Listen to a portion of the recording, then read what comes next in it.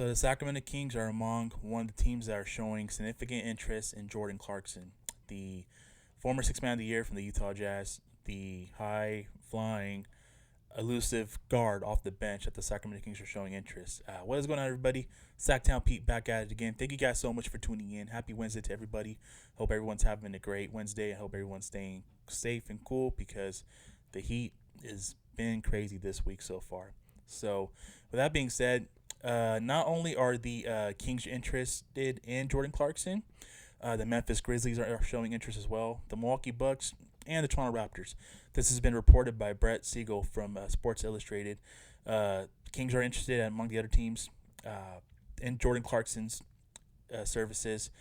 He's thus far has generated the most interest thus far with the teams that I mentioned: Grizzlies, Bucks, the Raptors, and the Sacramento Kings.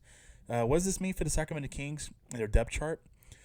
It doesn't make sense because when you look at the depth chart of the Sacramento Kings, they already have a lot of guards.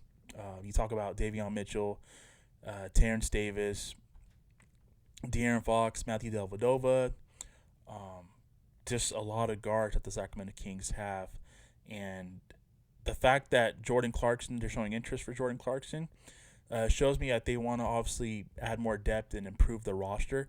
Jordan Clarkson, I don't know if you guys remember this, his career high was 45 points against the Sacramento Kings, where I think that game he made 7 3-pointers that game, and he had a career high against the Kings with 45 points.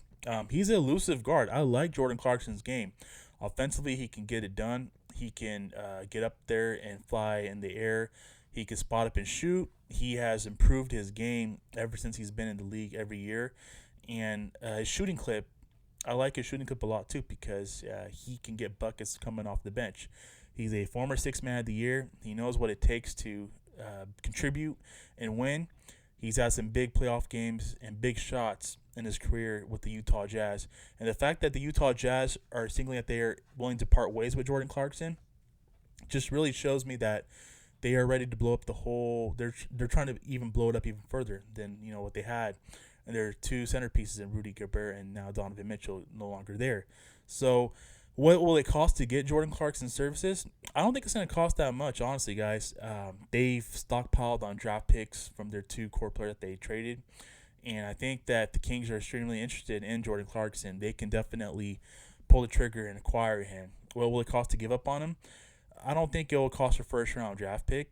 I think that a combination of players that we currently have on the roster that we can make expendable and possibly move can definitely get a player in Jordan Clarkson's caliber traded here and being a Sacramento King. So I want to hear from you guys because I look at the roster, I look at the depth chart, De'Aaron Fox, Davion Mitchell. We know about those two as our guards. I look at Malik Monk. I look at Terrence Davis. I look at Matthew Dellavedova. And I just see other pieces on the team where it's kind of a head scratcher because it's like, where are you going to fit Jordan Clarkson in the equation if you do try to acquire and trade him? Maybe some of those names that I mentioned possibly could be moved before the deadline to get Jordan Clarkson. So I don't think it's going to take much to get him. I think it would not cost a draft pick, that's for sure. But would I really want to have Jordan Clarkson and see him in a Sacramento Kings uniform? Yes, to a extent, yes. I would love to see Jordan Clarkson in the Kings uniform because that just gives us another weapon off the bench and it provides spark plug off the bench. And I think that he can be really beneficial and part of the group and the rotation moving forward. But a part of me does not want to get him because I think that our depth chart and our guards, I think we're good already. Malik Monk, we just signed over the summer. And I think that Terrence Davis is going to have a big season. No one's talking about Terrence Davis because of his inconsistent year that he had last year and his injuries. But I honestly think that Terrence Davis is going to be cooking this upcoming season off the bench. And I think that he's going to get buckets and he's finally healthy and he's hungry. He's going to be motivated to show us, the fans and the coaching staff, that, hey, he's a big part of the rotation and a big part of the team's organizations moving forward. So I want to hear from you guys. I want to hear your guys' thoughts on this Jordan Clarkson rumor. If it happens, I'll put it this way, guys. If it does happen, if we do trade for him, I'm not going to be against it. I'm okay with it because I know that we're getting a proven winner. We're getting a former sixth man of the year, and we're getting a player that has experience, that has playoff caliber experience. That's something that Sacramento Kings currently do not have. And if we don't trade for him, I'm okay with it too, because I want to see Terrence Davis take a step in growth in his development. I want to see Malik Monk get buckets in a more minutes and more of a bigger role for the Sacramento Kings. I want to see Delva get minutes off the bench. I want to see Keon Ellis get minutes. I want to see Davion Mitchell continue to leap and take his strides and take a step in year 2. So I really do think that the Kings can possibly look into getting him, but at the same time, I wouldn't be surprised if they don't, just because of the pieces that they already have currently in place, and I think they can rock out with those pieces moving forward.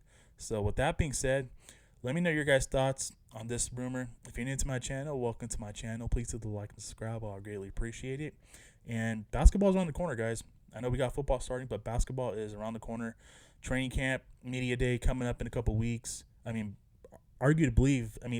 to see that we're only about 3 weeks, couple weeks away from training camp, and preseason will be here around the corner. As soon as we know it, first week of the season, first week of October, should I say, the preseason will start, and then we'll get into middle of October, and we will be ready for opening night.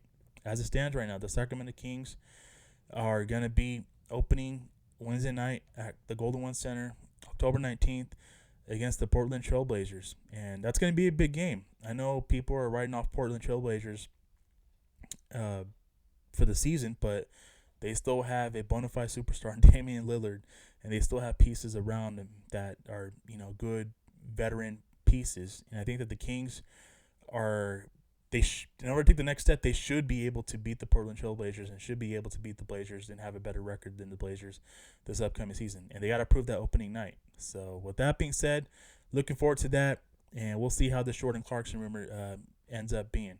So that's going to do it for me for today's video. Thank you guys so much for tuning in. You guys take care. God bless. Keep pushing forward. Have yourself a great Wednesday, and I'll catch you guys in the next video. Peace.